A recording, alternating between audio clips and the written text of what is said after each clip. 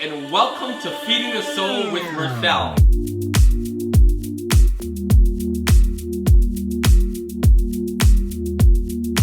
Today I will be fixing breakfast meal, which is one of our favorites. It is what I called granola. Taking some grains, taking some seeds, taking some dried fruit, and kind of other ingredients, mixing it all together and making a type of granola. I will also be having a special guest coming on to join me in the kitchen. Gotta feed my wife and kids, so let's go.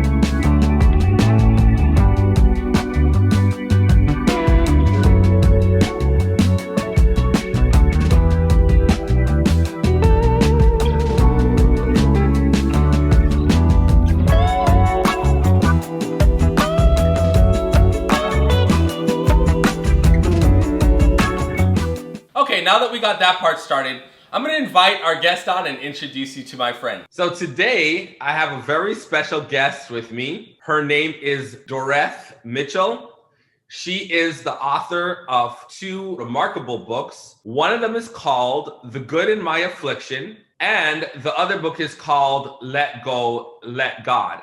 Now, these books are amazing. They truly are life transforming, but that's not what makes her special to me. What makes her special to me is that she's my mother. I call her Mom. Mom, welcome to the show. I'm so glad that you were able to join us. You're probably the reason why I am in the kitchen even today. Certainly at least one of the individuals that has inspired me when it comes to cooking. Anyhow, without any further ado, this is my mom. Welcome to the show. Thanks for having me, son. It's really a delight to be with you and to watch you cook. I wish I was there with you so I could eat some of that good food. Yeah, me and my mom, we like to taste each other's food as we have our special days, whether it is a holiday, whatever special days that we have. I always look forward to some of my mom's dishes, and some of the dishes that I have fixed, even on the show, has been directly inspired by my mom's cooking. Like, for example, the tofu chicken that I fixed in one of the episodes, that tofu chicken is one of my favorites that my mom fixed, and I learned how to fix that tofu chicken from my mom. So Mom, yeah, you definitely are inspiration. So tell me, when I was growing up, did you think that I was gonna be in the kitchen cooking? Never ever thought so.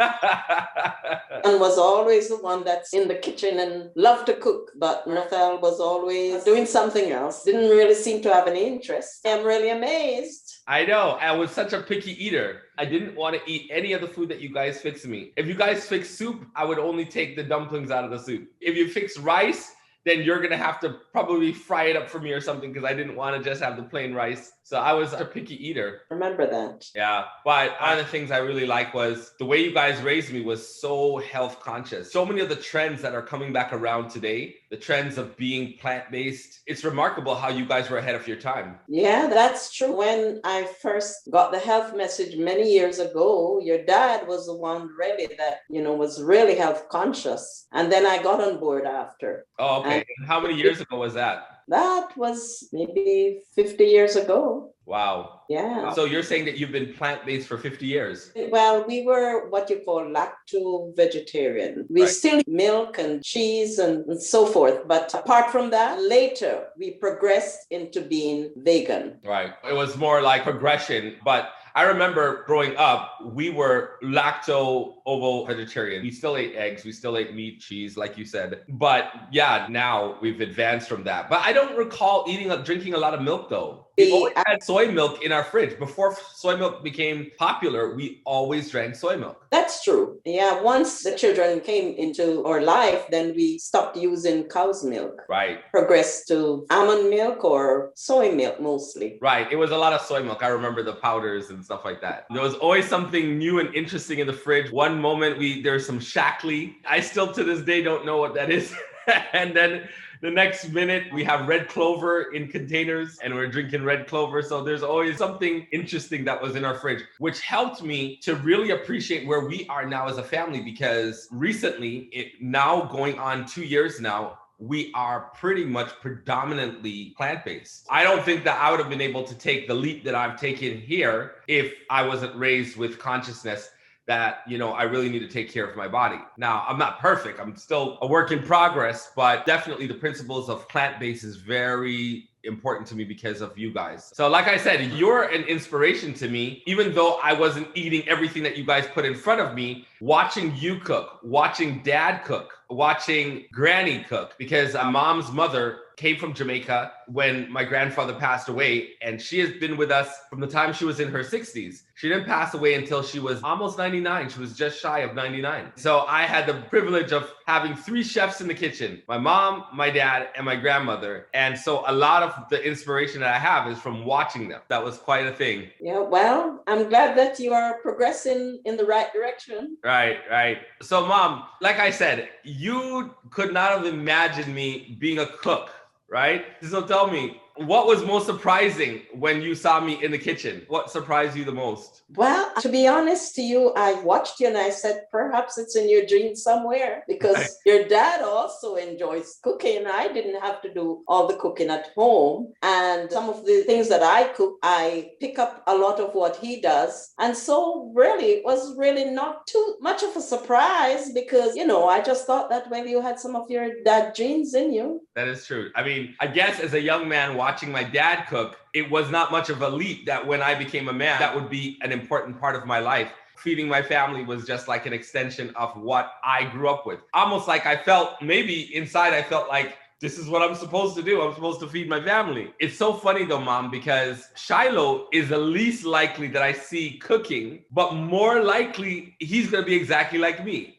when he grows up. He's probably going to be in the kitchen. He's probably going to do the same thing. And it's so interesting how that pattern passes on from generation to generation. Yeah, I believe that, because Shiloh seemed to have a little bit of interest there looking at you cooking. One day I was there with you guys. He was very small then, and he said, oh, I want to learn how to cook. Right. He's not shy of the kitchen. Like, he'll come in, but it's just like, I think that I see a lot of myself in him. When I was 14, I wasn't really interested in staying in the kitchen. I was interested in going outside and playing with my friends. And that's what Shiloh's doing right now. Like, he always online playing with his friends. But I'm telling you, I can definitely see him being the next chef in the kitchen. And I have to pass on the apron to him. He actually helped me fix one of the meals on the show. It was a meal that I made. It was a vegan shrimp boil. It was vegan shrimp. And he helped me in the kitchen fix a vegan shrimp boil. So he knows his way around the kitchen. Wonderful. So son, what are you going to cook today? So today, I'm not cooking per se, but I am fixing a meal. It's one of my family's, especially Rita's, favorite meal for breakfast. And it's called granola. It takes seeds, dates, and different things like that, maple syrup, and you combine it together and it creates sort of like a granola, but it is all raw products using seeds and nuts and different type of fruits. It's really delicious. And pouring it with some soy milk or your favorite plant-based milk and adding fruit is just a delicious addition to your breakfast. So that's what I'm fixing today. Oh, that sounds good. Wow. Sounds healthy. Yeah, it is healthy, but it's very delicious. And that's what I like to do. I like to fix healthy things that is good for your heart, good for your health, but also I don't like to compromise taste. Good. So Mom, tell me a little bit about the 2 books that you have written, and as well, tell me a little bit about your 3rd book that you have coming on the way. Okay, the first book, that's called God In My Affliction. How that book came about actually is it grew from my experience that I had with the trials I went through with my son's illness. My first son, Pedro, his name was called, and then my dad, my husband. I went through quite a bit with both situations. And while I was going through it, I never dreamt that I would write a book. After going through all the experience that I had with them both, the trials and tribulation that I went through with both illness and subsequently their death, then I thought maybe I need to share my story so that someone could be blessed from it. And so that's how that book came about. Right. Your story is a remarkable story. And I feel a connection to it because I was living it. I'm not being biased for the fact that it's my mom and I helped her write it. But the good thing about this book is that it really was intriguing. I mean, after I finished writing it, I've written other things and I don't read it over. I wrote it and then that's it. But this book, I have read it several times. It's that powerful. And don't take my word for it. Whenever I talk to people who have bought this book, every single one of them have told me that they've read it several times. And the book is not too long, so that when you're reading the book, it doesn't take long for you to get through it. And it's so intriguing. The first book especially, it just left me breathtaking. And then by the time we got to the second book, wow, like it truly turned around and was a blessing back to me. So the first book that my mom is sharing it was about my dad, my brother, the passing of her mother. Didn't it touch a little bit on the passing of your father? I think I did, briefly. Briefly, right. But the whole concept of the book basically is when you're going through affliction or when you're going through a very difficult time, how can you see God's goodness during those times? What even inspired you? Not many people would say that I was afflicted and this was something good for me. Like, how did you come up with that? Okay. It took a good while in my experience to actually accept my book, my writing as good, my thoughts then.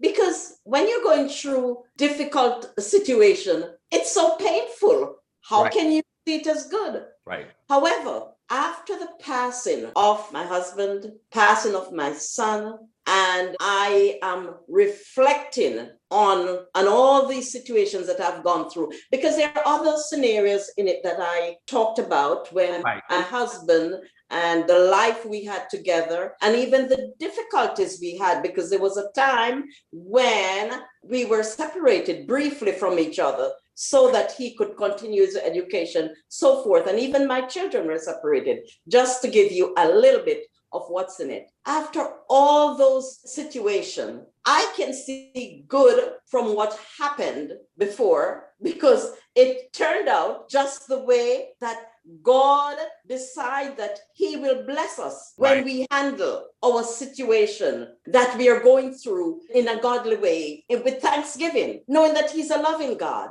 With those things in mind, and along with God taking me through my son's illness, and even answering my prayer when I asked the question to my God, why, God? Why did this happen? Why did this happen? And the way in which it happened. And God did answer. And so when I see the way God has treated me through that situation, and even with my husband's illness, I prayed about something specific and God answered right on. Right. That's the powerful thing about your book. It literally documents conversations that you had with God and how God was answering them in very tangible ways. And a lot of people have not developed that kind of closeness with God where they can pay attention and they can identify when God is responding back to them. And what I appreciate about your book is that it highlights when you are paying attention and you're learning the voice of God, you're able to actually hear his voice very clearly, which ends up kind of answering the overall concept of the book, which is trusting God. The most holy and righteous thing that we can do is not necessarily live a perfect life where we never make a mistake. The most holy and righteous thing that we can do is understand who God is and trust him. And so this book, it's not just the good in my affliction, it is also the God in my affliction. And the God in my affliction is good. Therefore, he is the good in my affliction. He gives us a confidence to get through some very difficult time. And that was a connection that really is powerful. When you get to know God, you can get through anything in your life. Amen. That was very powerful. And one of the things I like about your book, Mom, is that it tells a story of a very young girl. It starts from you being young. And so if there's somebody who is a young girl who has dreams, you'll be able to identify with this book because it introduces you to a very young girl at a very young stage in your life. And then it takes you through your life. So now you get to know it as a mother, even as a single mother at a time when you and dad were separated because he was doing school and you had migrated to Canada. People can identify with it if you're a single parent, or if you have lost a loved one, you can identify with the loss of death. You can identify with being an immigrant, or you can identify with the struggles of financial hardship. So there, you've got everything in this book. Challenges with your children, facing your fears. It's truly a book that I think anyone can pick up and be able to identify with the themes of difficulty, challenges, and hardship, and how you can get through. That's what I loved about that book and your story. So tell me a little bit about your second book. I started my second book with a different theme. Just wanted to write about other things that has happened in my life. However, while writing that book, another situation came up in my life when my daughter took ill. I had to change the theme because after she took ill, she subsequently passed away, not very long. And so the theme of that book was changed to Let Go, Let God. This was also a very difficult situation that I was faced with. It's different from the God In My Affliction. Yes, I know that God would work this out to be of some good as well, because he's a good God. But I thought, well, let go and let God. I had to let go of everything that's happening in my life that I don't like or that has been painful, knowing that the same God who took me through the first scenario with my husband's illness would also take me through my daughter's illness. And so I realized that at this stage of my life, the only way I'm going to be a survivor and to grow from this situation is to let go and let God, the God who is sovereign, to take control of my life. This is the reason for that title. Wow. Once again, I was going along with this with you, and you've always been a strong backbone of our family, whether it was a family, my nuclear family growing up as a child, or even today, you've always been a strong spiritual presence. I can always rely on you for spiritual strength going through difficult times, because I know I have a praying mother. Like, prayer is one of the things that you do extremely well. Your connection with God is very powerful and strong. And so when I was going through this moment, I watched you, how you were able to handle the situation. And what we did was we documented the story from the time my sister got sick to the time of her passing, which was a very brief window, and it caught us by surprise. And one of the things about this book is it talks about basically your biggest fear. You had already lost your son. My brother, my oldest brother, he died at around 26. Now my sister is 44, and I'm the youngest. I am now past the age that my sister was, turning 46 in just a few months. I think that this was facing one of your biggest fears, that you're going to now lose another member of your family. And the way that you faced it is documented in the book, how you're able to face your biggest fears. So your fear doesn't have to necessarily be someone dying.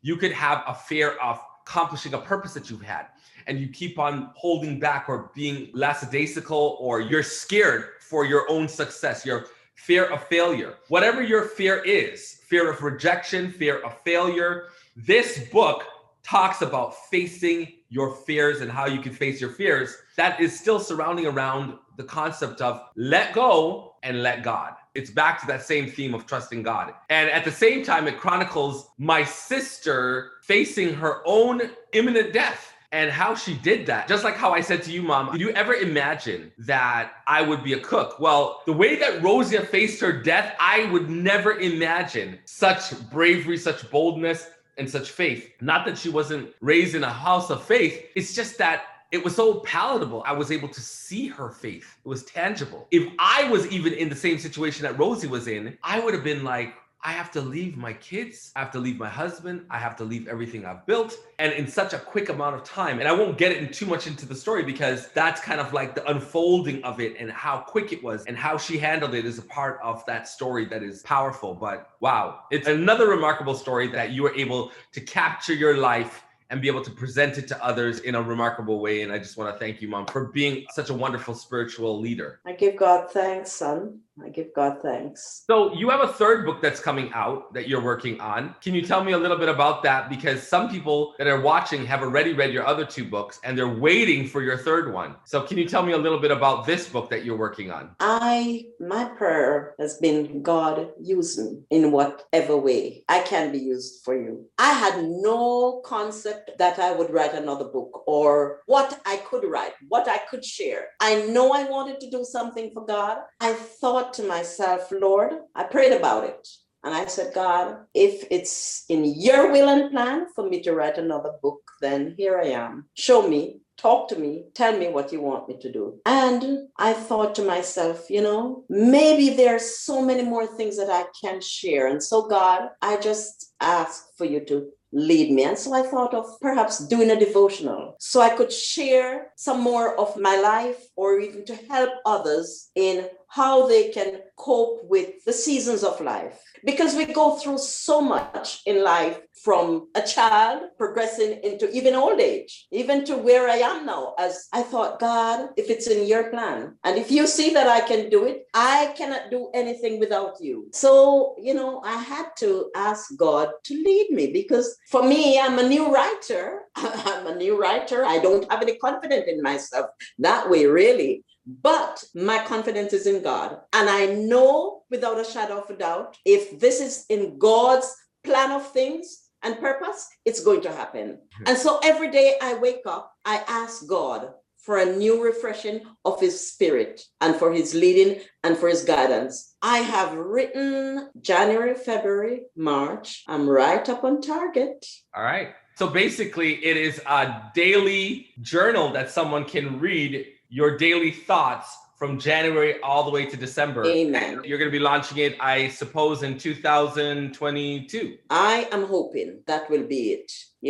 I have a confidence that God will indeed give me an entry for every day. And I am personally enjoying it. Even if this did not come to maturity, it has helped with my spiritual growth. And if it has helped me, then it has done. If it's helping me, then I'm hoping, I'm trusting that's God's providence for it to help someone else. And that is the sign of a true, genuine person. It's life really truly is about how we can be genuine and authentic within our own lives. And how that impacts others is how that impacts others. I think so many people are so focused on pointing the fingers at others and saying, what is a deficit in someone else's life? And I'm here to help you. Can you imagine if we all just came with a greater sense of humility and said, Lord, God, help me, make me a better person. And in you being a better person and in your family, focusing on having authentic connections with one another, who knows, maybe somebody watching will be able to benefit from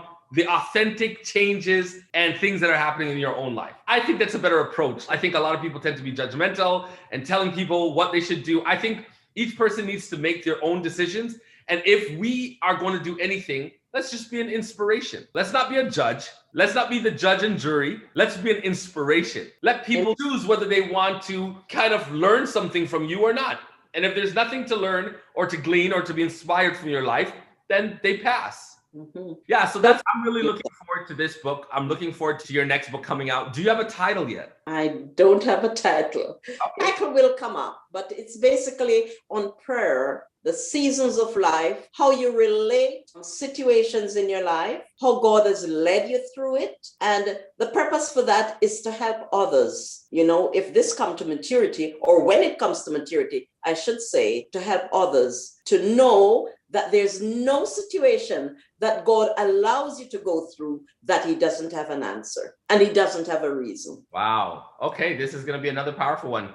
So I just want to encourage all of our audience. This is my mom. I call her mom. Her name is Dorreth Mitchell. Her books are The God In My Affliction. If you're an Onyx fan, that would be, the Onyx grandfather and my family. My father chronicles our life as my childhood. It doesn't get too detailed into my childhood, but there is a chapter that talks about my birth and some drama surrounding around that time period. Then the other book that we have written, me and my mom, is Let Go and Let God, which is my sister. I remember right before her passing, she was just so happy to see Onyx family give birth, to see the Onyx kids. She was so proud to be Onyx kids' aunt. And it was a really sad time for all of us as we attended her funeral. And just being inspired by her life, it was a great privilege to be able to give that book back to the world so that they can get to know her, but more importantly, get to know her God and get to know our faith. And then now this book coming out, I will keep you up to date on www.onyxfamily.com on our website. That lists all of our books. Once that book comes out, we are going to put it on that website so that you guys will be able to benefit from that too. So if you can appreciate how the Onyx family has faith, family, and fun all together in our mission, tell the story, feed the soul, make them laugh, heal the heart, then you will definitely appreciate the addition of Onyx Grandma, Onyx Mom, my mom, her book as well. Mom, before we go, I usually ask my guests how they feed their soul. So could you share with us before I go how you feed your soul? How I feed my soul. Well, there are many ways. I'm a reader. I love to read. And so I read different books, but most importantly, the Bible. So I feed my soul through the word. All right. I feed my soul through prayer. I just have to pray. I must pray. And in fact, I make it a duty to pray at least 3 times per day. I pray when I get up in the morning. I pray at midday. Now I'm retired, I can do it. And I pray before I go to bed at night. But not only that, I snack in between. I snack on the word. Right. I find it so healthy. Right. That keeps me going. That's what keeps me ticking. I also enjoy gardening. And when I'm out in the garden, it points me to nature. And that's God again. Right. I get object lesson while I'm there. That's something else that I really enjoy. So I'm in connection with God right there in the garden, watching things grow. Right. It's not unusual for me to get a random text from you at sometimes 3 or 4 in the morning where you're sharing a text with me. So you are up quite early to start your prayers and I get to benefit from it. And I just want to thank you. And thanks for joining us on our show, Feed the Soul with Mirthell. You're a very special part of my spiritual development and my overall development. I just want to thank you for being an amazing mother. Thank you, son. Thank you for having me. All right. Bye-bye. Okay, bye-bye. All right, the meal is ready. Let's check it out.